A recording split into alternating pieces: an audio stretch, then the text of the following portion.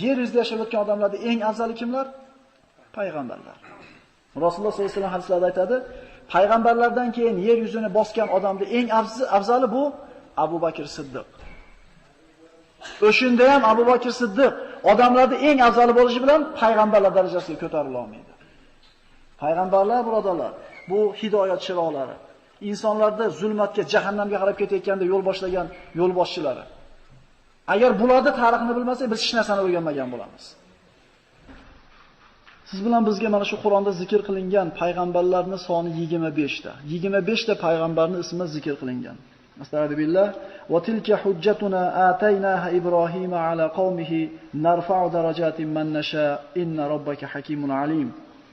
Alloh taolo payg'ambarlarni ba'zilarini qissalarini Qur'onda mufassal bayon qildi, ba'zilarini muxtasar bayon qildi.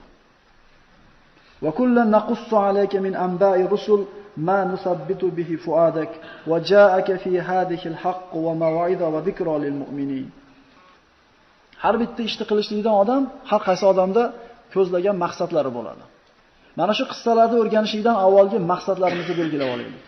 Qissalarni o'rganishlikdan nima maqsad ko'zlanadi? Bu faqat eshitib qo'yib, ha, bir zamonlarda mana shu ish bo'lgan ekan, bir zamonlarda unday bo'lgan ekan deb ko'ngil xushlik uchun eshitib qo'yadigan qissalar emas bu. Bu hayoliy qissalar emas. Odamda hayoliga kelgan bu roman yoki qandaydir ertak hikoya emas. Bu qissalarda qadri hayotda sodir bo'lgan, voqea bo'lgan qissalar va bu qissalarda so'zlayotgan zot Alloh azza va jalla.